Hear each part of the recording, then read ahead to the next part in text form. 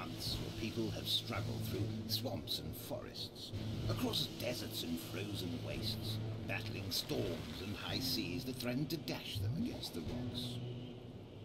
They came to escape from the tyranny of the evil Lord Blackdark, whose rogue financiers had crushed the population to little more than indentured slaves.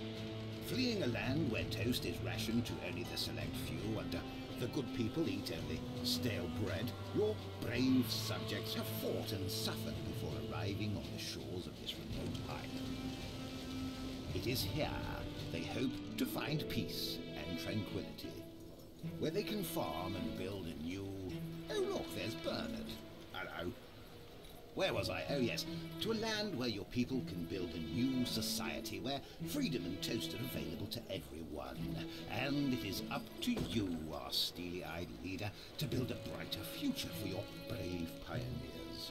Because let's face it, the villagers aren't the sharpest swords in the rack. This is the world of folktale.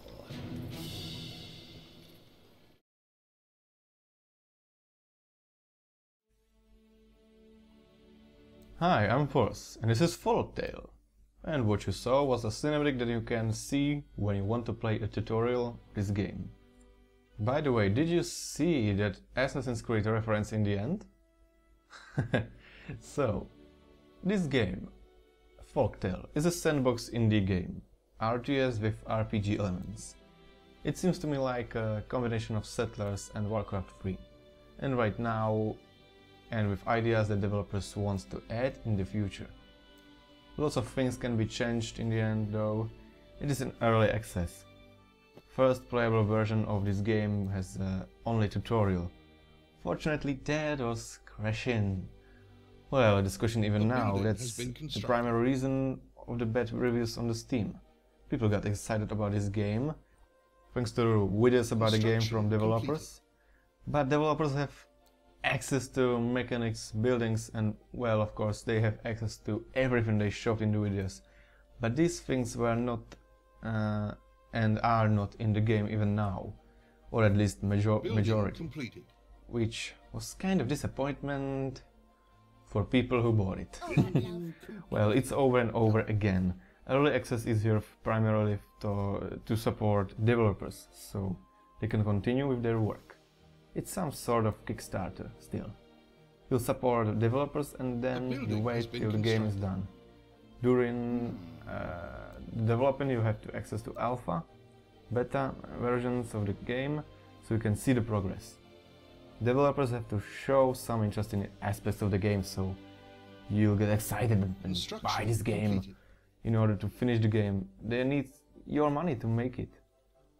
To make it good or faster, because they don't have enough people and other reasons. I can't understand that people still doing this. I mean, they'll find, for example, this game in the Steam store, they'll watch videos and read info about future plans and everything, but they forget to read the big blue table that is saying the game is in the state of early access. The game is not complete, or there is not even half of it complete, and then after they buy it, then they say how bad is the game and how they were defrauded by developers. Well, people. Thank God recently was added sandbox mode with 3 maps, so you can find out if this game will or will not be good. Thanks to that, user reviews changed from negative to mixed. Interesting, hmm? In my opinion, with next updates it will be just better and better. I mean, game itself and user reviews, of course.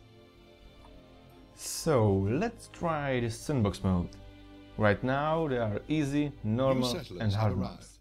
Easy with classic springtime, normal with swamp scenery and hard with snow. As you can see, I chose the easy variant.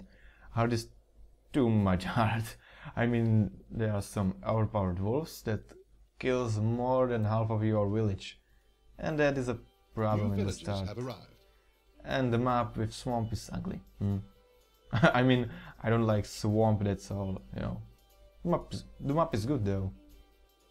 What can you do in the current state of the game from 23rd December version 0.2011.0? No, well, you can build basic buildings like huts for your villagers, mill with different kinds of fields like wheat field, cotton field and pumpkin field. I'm wondering for what are these pumpkins, because villagers don't want to eat them. I don't know. Buildings for basic resources like for wood, stone, iron. You have to keep your villagers happy, so they won't leave your village or they won't stop working at full stretch. In order to keep them happy, you have to make at least 2 types of food. One with big number of carbohydrates, like bread, and one with big number of proteins, like meat or fish. Primarily for this map are 2 things too important to have in order to keep villagers' happiness: clothes and enough of firewood. Firewood is easy to get. Your woodcutter are making it, but for clothes you need a weaver's hut with cotton field nearby, and then a tailor's emporium to change balls of cotton into the clothes. If you can arrange all this, you have pretty good economy as well, because that's how economy works in this game. All the things you need for your villagers to keep their happiness high will be sold to them.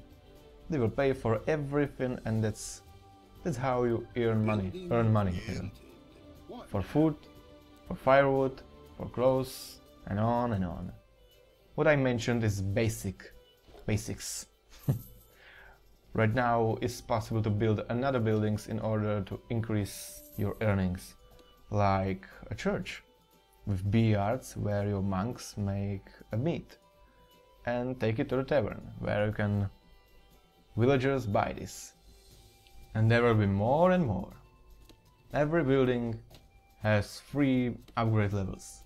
In every building is possible some sort of crafting which is useful for your villages or for your characters. And there are some researches for better productivity and other things. Right now these things are immediately researched, which later takes some time, I think, before it will be researched. Settlers I have guess. arrived looking for a fresh start. I don't know. Hopefully I said enough and everything I wanted to say about this game. The main purpose of this video should be explanation of criticism of the game on Steam, because I think this game deserves an attention. I'm sure you will see later. Oh, I forgot. Of course, combat.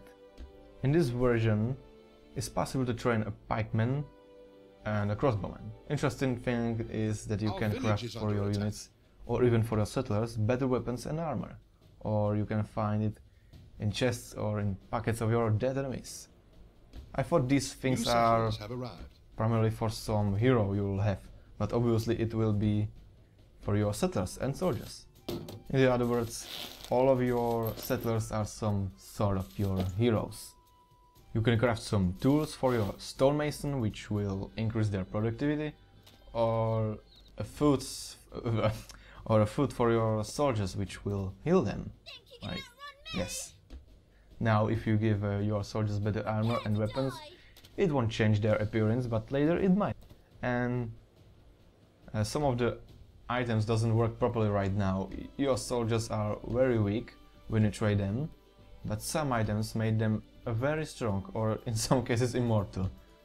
I guess that is bug. Yeah, maybe. Oh, and every character has own leveling system. After someone level up, you can increase their strength, agility, vitality and mind. And they will have their own abilities, I think, because there is a power bar, so why would it be there if they won't have abilities in the future? Huh? Yeah, I think so. So, yes, this game has big potential. I love it, even in the current state.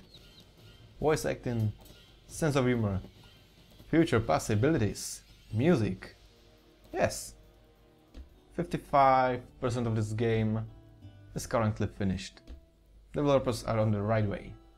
to success. Yes, my dear. Yes. Okay, this is the end of the video.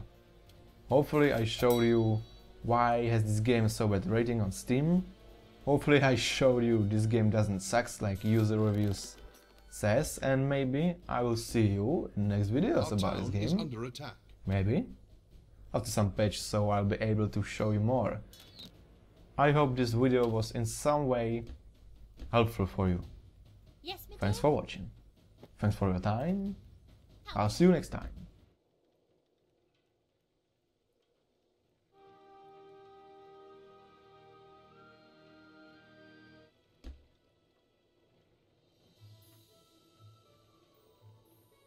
Yes, my dear.